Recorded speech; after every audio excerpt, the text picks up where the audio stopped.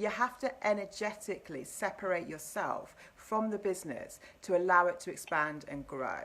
And there's a few reasons for this. So it's a direct expression of you and who you are, but you've got to separate your energy from it.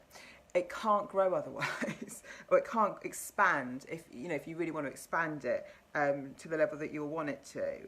And there's a few reasons. So I'm going to give you a few today. One is, if you don't, you'll take everything personally. So you can't judge it objectively when you're taking things personally. And it's very, very hard not to take it personally when you're too energetically connected to your business. So even though it's a direct expression of you and who you are and your heart and soul, we have to stay objective. And so, if something doesn't work out, or someone turns you down, or criticizes you, or whatever it is, you've got to separate your energy so you see that as a business situation, not as you personally. And that's why people get very, very put off and get very, very can get depressed, actually, can get very, very upset about things going on in the business. It's not saying you won't have any emotions around it. I'm just saying that if you can separate your energy, and I can teach people how to do this, from it, you've got to energetically separate the business and you. You've got to see it as two separate entities, because if you're too caught up, you'll take everything personally.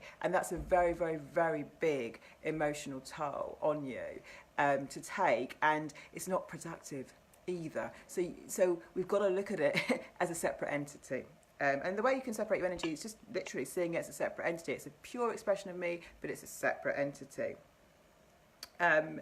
It also, if you're too energetically attached to your business, then it will limit its momentum. And like, people get very afraid about growth, right? So I take businesses and I really fucking blow them up. But brands, people, if you're too attached, you're going to stop the momentum, because if it feels too plugged into you in the energy field, then literally you'll feel the growth is a sort of strain on you, and you won't be able to see it. You won't be able to even have the ideas of how it could grow without it being, your time or your effort, right? So I'm good at helping people grow their businesses without it, it taking more of their personal time. And that's the idea, right? That's what we all want. So if you're too attached energetically to it, you won't be able to see how to do that. And it's very, very important that you do, because if you've ever had fear about, oh God, but if I grow this business, then it's going to take more of my time or more of my energy or more of my effort. You're too energetically attached to the business, right? And from that place, you can't see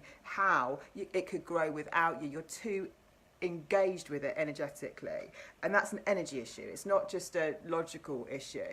So we've got to learn how to manage our energy around our businesses, because they can massively expand. If you think about big businesses, think about like Virgin, Richard Branson, he's got a huge amount of businesses, right? But his energy is intact, and this is an energetic game fundamentally. So that's what I'm saying. So if you're feeling like, oh, I can't see how this can work without me, or you get fears about your time being drained or your energy being drained, you're too energetically attached to your business and you're limiting its growth. And the other thing that's really good about what I'm teaching you here is, once you learn how to separate your energetic from it, it's better for sales and things. So if you ever felt awkward about making sales, a really good hack is, well, just pretend that you're selling someone else's product. And when you separate yourself from the business, it's not so difficult to make sales, because you're not selling you. I know people always say, oh, you're selling you, but that's not actually that helpful, right? Because if you feel, as the kind of CEO, sole entrepreneur, leader, personality, whatever, that you're always selling yourself, right, that adds kind of your own insecurities to it, and I don't think that's a helpful concept. If you can understand you're selling an expression of you, one vehicle that you use to kind of interact with the world, but it's not actually you personally, it's much more helpful, because you go into sales meetings much more empowered, because you're not selling you, right? So you're not so insecure about it. So I really take my clients through this, because it's so important that you understand the difference. So although it might be your services, it might be you personally working with them, you're not selling you. And then when you know you're not selling you, your self-worth issues and your kind of insecurities don't come up, because you realize, no, I'm just selling a service of my business, right? And if you can see it as if it was someone else's business, it's even more helpful, because you tend to be more confident, like if you were selling your, because obviously, like, if you're in business, I hope you believe in your products or your services. So you're probably really like jazzed about them, or you should be. You shouldn't be selling anything that you're not really fucking excited about. But a lot of people limit themselves because of this, especially when they're service providers, or personality, celebrities, that kind of thing, because they feel like they're selling themselves. And I don't think that's a helpful concept. No, you're not selling yourself, you're selling that particular thing. And if you can see it as separate, it will really help your sales conversations, and it will really help your confidence, and your own like self-worth stuff doesn't even come into it. So that's my little Facebook Live for today. I think this is really useful stuff. I work on this all the time with people, and it comes up all the time, and I've had to work on it on myself a lot, because the businesses that I work with and I create, it is a pure soul expression. It is a real expression of our heart and soul. And so energetic separation, that what I'm talking about, is crucial. So any questions, put them in the comments, because this is a really big topic, and I promise you it will change your world.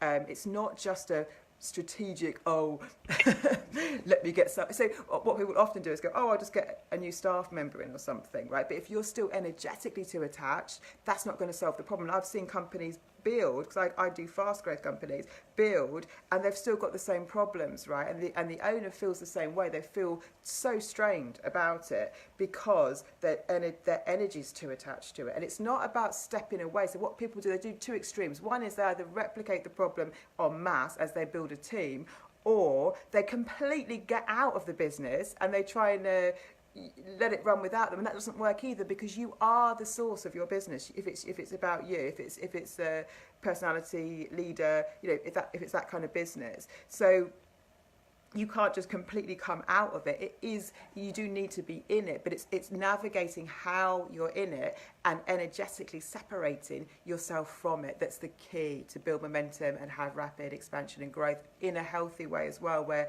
you are allowing that without feeling that fear and feeling like there's limitations, which actually do limit your business as well. So that's what I wanted to say, guys. Have a great day.